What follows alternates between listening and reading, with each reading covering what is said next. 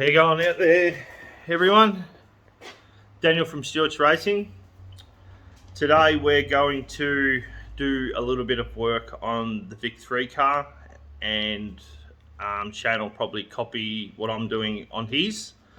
We've had a bit of, for all you stand saloon drivers out there, so there's been a little bit of a rule change, just an update in the book, which I'll run through with you how I'm going to go about it, and then share to as many people as you want. It could be easy to follow someone on how they're going about it. So the one rule is the old fiberglass seats, the old molded ones that were 3mm thick, 2mm thick, I believe are out of the class now. They're no longer to be in the class unless they're SFI approved.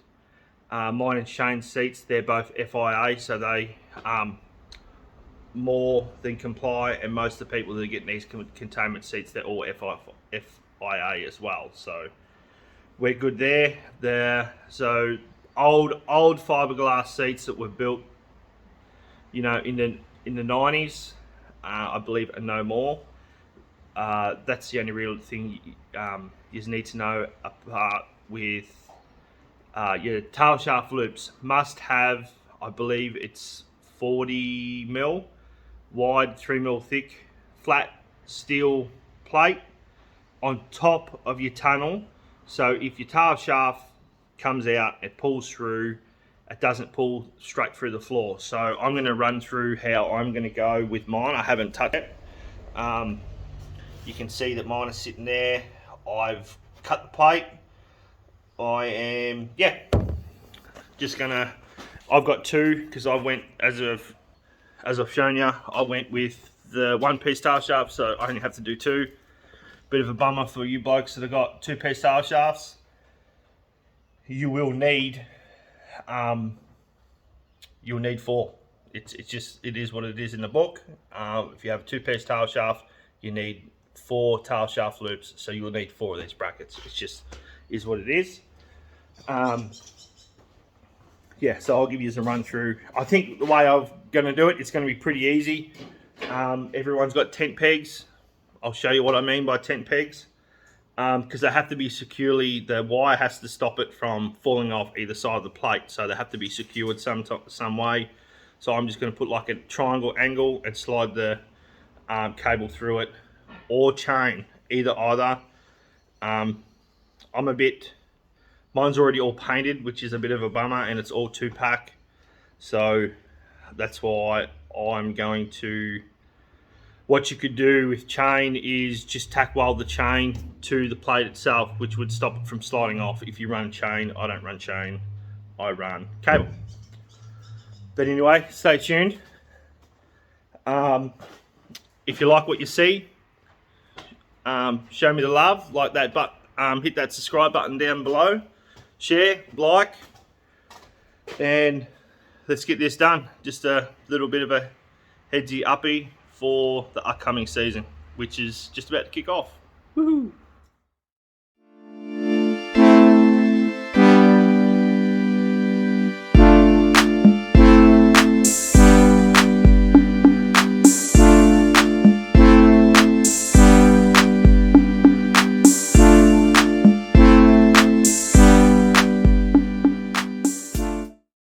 So first one's been up, so it'll be something like that, just nicely as I've done, just bent over the floor. Then the next section is I'm going to put some little U thingamajiggies in it, just to hold that cable down to stop it from spreading, and then I'm going to nut insert it to the floor. Best thing about nut inserting to the floor is I can unbolt it and reuse it on the next car. One thing you need to know is you cannot tech screw them to the floor, and you cannot zip tie them to the floor or zip tie the cable. Has to be, I believe, securely mounted in a way where the cable can't be broken and off. So that's why I'm going to go with this route the way I'm going to go. As I said, it just gives you an idea, you know, bloody changing the rules or whatever. If I can show you how to do it and how easy it is to do it, you go, it's pretty easy and pretty simple, guys. Come on. If you can build a race car and tow it to the track, you can make a little plate to, move with the times, move with the rules. So that's what it is. We'll continue forward. I'll just try and find some tent pegs and show you me next. I'll give you a rundown on what you need tent pegs for. That's just the way I'm going about it. You don't have to do it. I've got some solid rod here. It's just probably a bit too thick for what it needs to be. So I've just cutting some little U's up. And I'm just going to sit it, well, I'm going to sit one somewhat here. Is that a bit better? I'll sit one somewhat like that, just so the cable to sit in there, which stops it from falling off. I'll do another one up the top. I'll do 4 on this one. It just demands 4 because my fuel line will go through the center. So there's no point in doing one in the center, and then I've got to move the fuel line either side. So I'll just do, this one I'll do 4. So I'll go 1, 2, 3, and 4. I'll just show you, so you know, it's pretty easy to do. You got a vise, some wood. This is one, I'm just doing them, cutting them at 15 mil. So I'll show you. You see what I'm doing? Yep.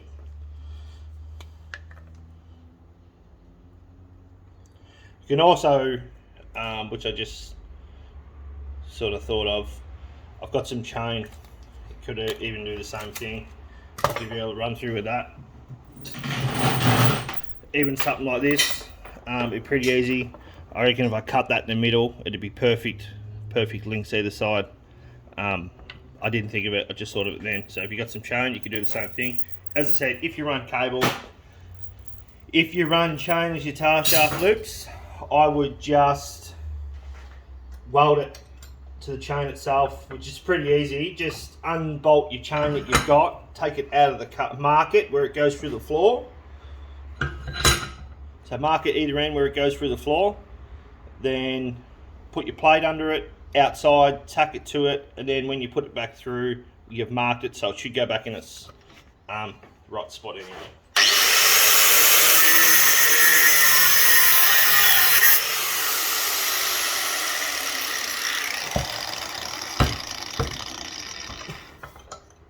But if not, I've got that many tent pegs. This is just how I'm bending them up.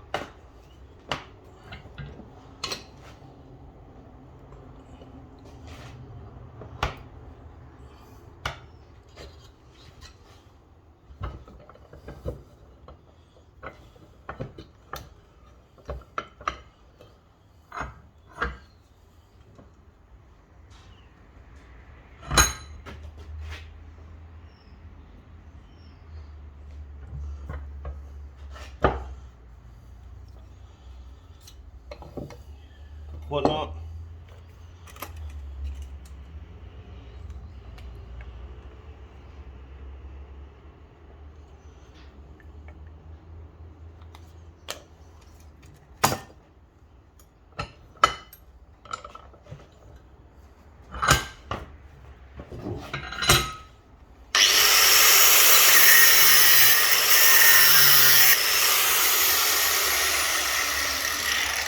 Rightio, time for the MIG welder. I've got my 4. We'll mark this out and go from there.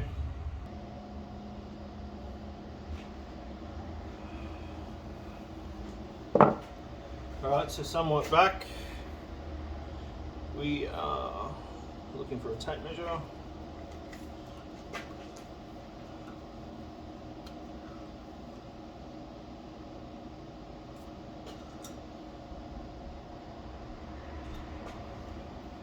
Got to look good as well.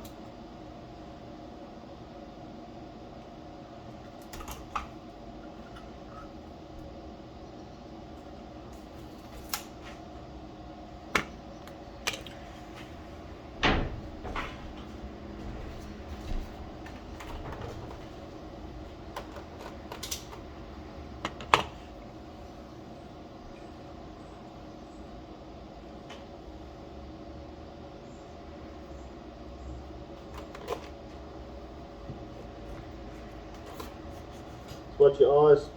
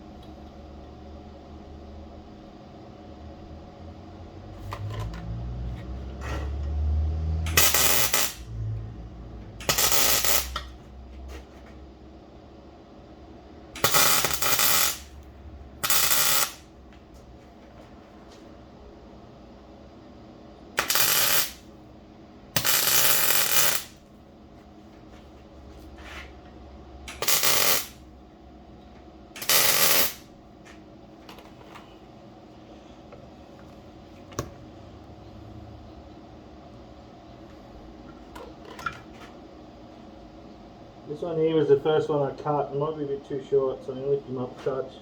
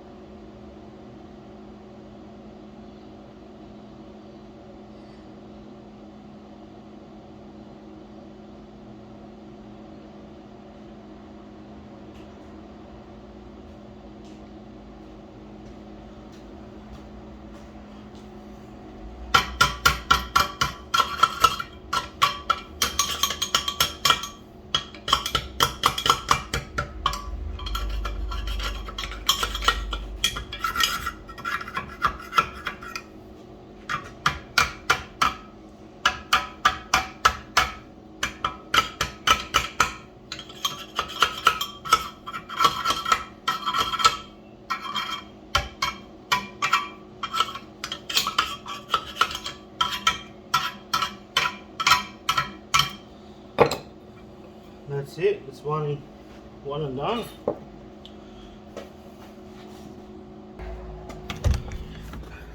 Just a touch of an update of what we're heading for.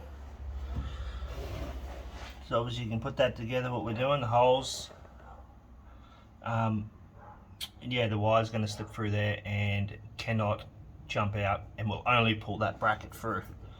Well, it won't pull it through. I've never seen it happen before. So that's where we're going. I'll paint him up and put some holes in the floor and we'll bolt her in. Hey, we're back. So I'll give you a rundown on where we're at. So we're all done. So that's how I've gone about the brackets that I want put over the hub.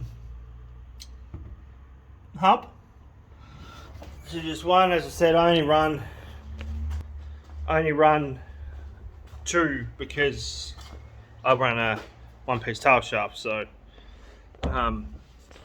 yeah, front one, up, over, down, it'll be fine. And the best thing about these is what I suspect, because the cable is mounted to that bracket, if they're welded on and it breaks off, like if they're welded to the floor and it breaks off, or bolted, the cable's still attached to the bracket, so it's, regardless, it still has to pull that bracket through the floor as well, which, yeah, probably impossible to do. So just a tech tip for you to look into for the new season for your stand saloon drivers. For non-stand saloon drivers, yeah, we just had a bit of a change in the book. We had to put these straps on, stop the cables or chains pulling through the floor.